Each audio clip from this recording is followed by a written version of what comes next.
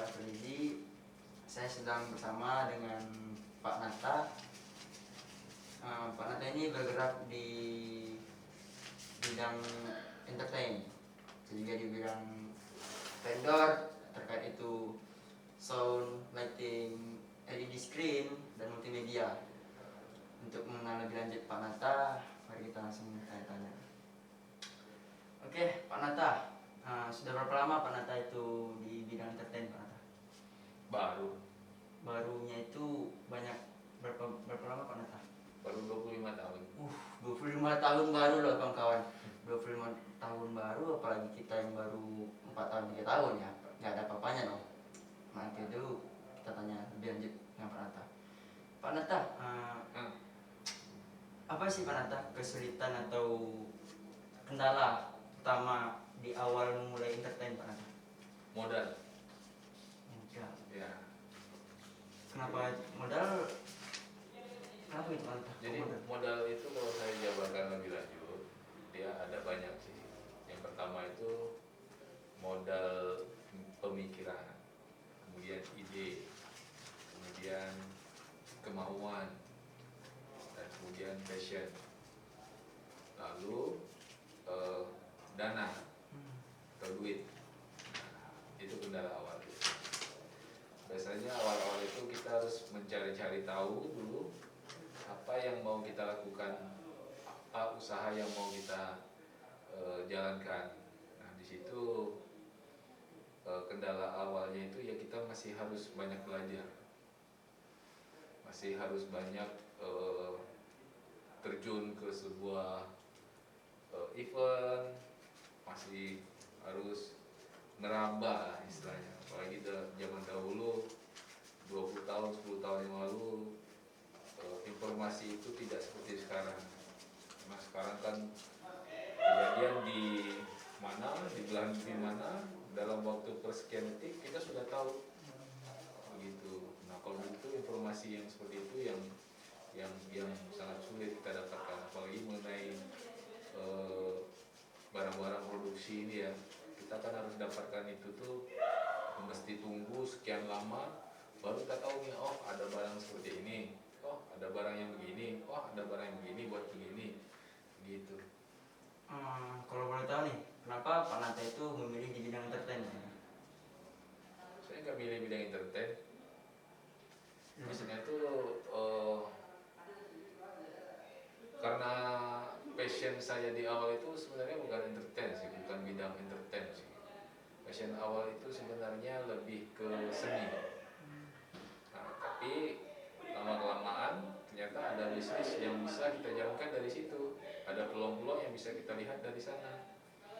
Makanya ya mulai dari awal itu kita bikinlah rental studio, sound system, lighting, genset, stage, panggung.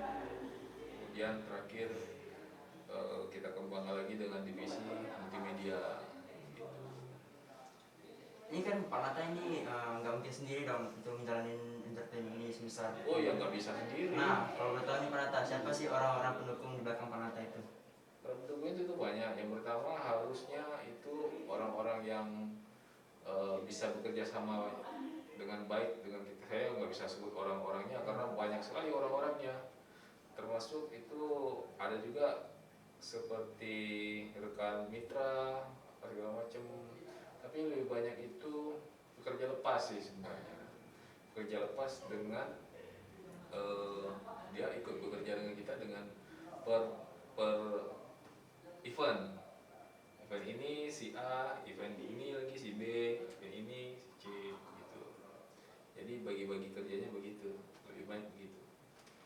Nah, kalau boleh tahu juga nih Pak Nata, ini kan kita lagi di masa pandemi dengan 2 tahun ini ya, sudah jalan 2 tahun. Terus apa sih dampaknya Pak? Dan selain yang benefit atau orderan berkurang, apa sih dampaknya untuk entertain itu sendiri Pak? Yang Pak rasain gitu? Dampaknya ya belanja pastinya berkurang. Terus biasanya dulu makannya 3 piring sehari, sekarang 2 piring sehari. Ya harus disesuaikan, maksudnya begitulah, kita sama teman-teman juga begitu kan. Ya selain itu juga terdampak itu kan barang-barang ini kan harus di maintenance terus ya, kalau nggak dipakai itu justru eh, bisa bahaya karena debu apa segala itu harus kita maintenance. Nah, terus teman-teman yang freelance tadi juga nggak ada kerjaan, mereka juga kita saranin nggak apa-apa nih cari kerjaan di luar, nggak masalah. Ya selain dampak itu ada juga positifnya karena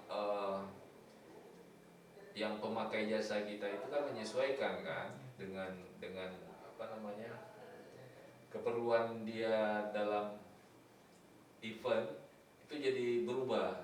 Biasanya dulu offline atau mainnya outdoor, sekarang jadi indoor cukup dengan streaming atau Zoom.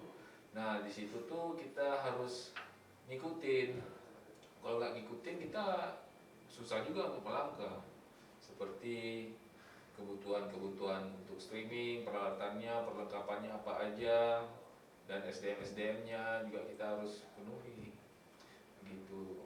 Oh ini kalau kan saya juga tahu nih Pak Nata itu ada di beberapa vendor. Bagaimana sih Pak cara untuk menjaga vendor itu tetap berjalan dan dipakai kepada event-event planner lainnya? Ya, yang pertama itu kita harus tetap jaga mutu dan kualitas kerja kita. Itu yang utama. Yang kedua, kita harus membuat si pemakai jasa ini harus nyaman dengan kita. Dan yang ketiga, kita selalu harus berusaha memberikan yang terbaik dari jasa kita ini untuk mereka. Itu aja sih. Kalau mengenai harga itu bukan sesuatu yang harus dibanding-bandingkan ya, karena harga ini nggak bisa kita patokkan dengan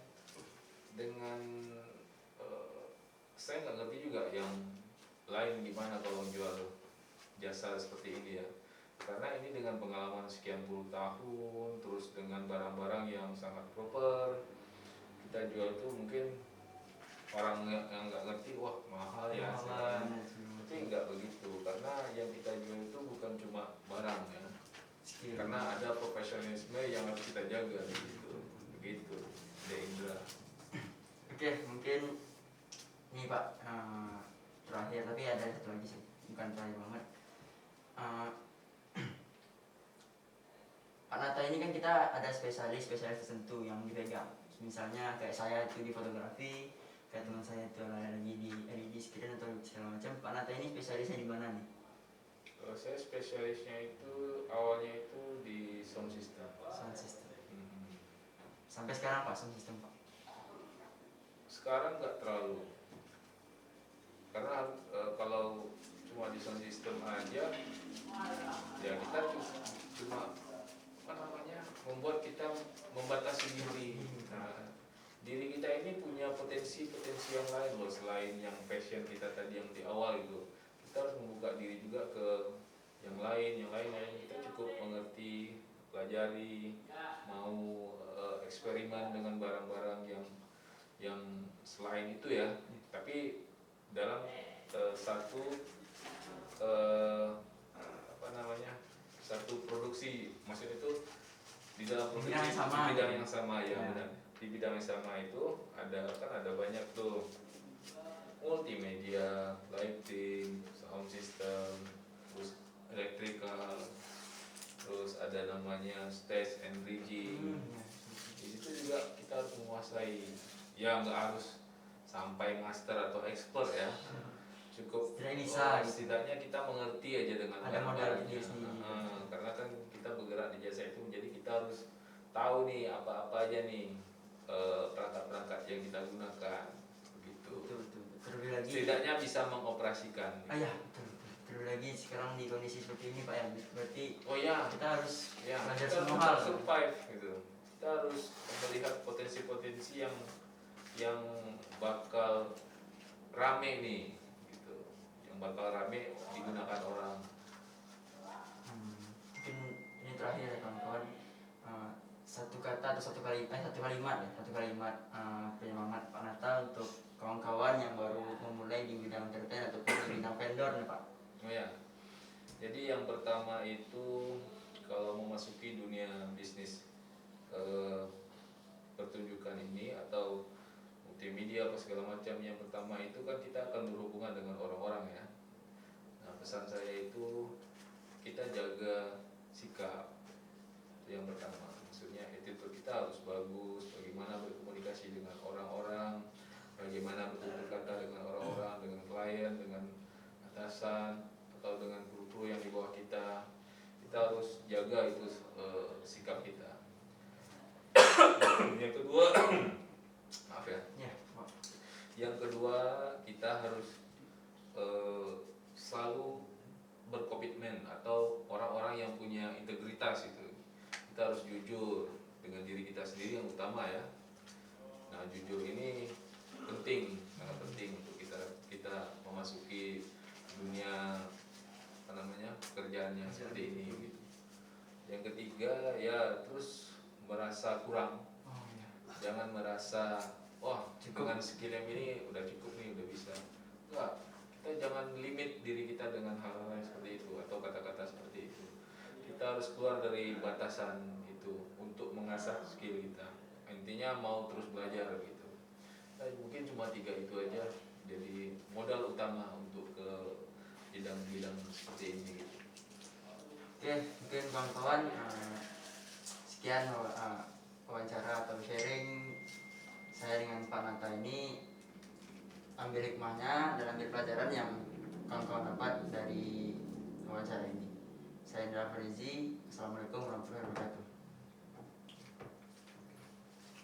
Udah kayak bapak-bapak wali kota gue ya. Iya, Bang.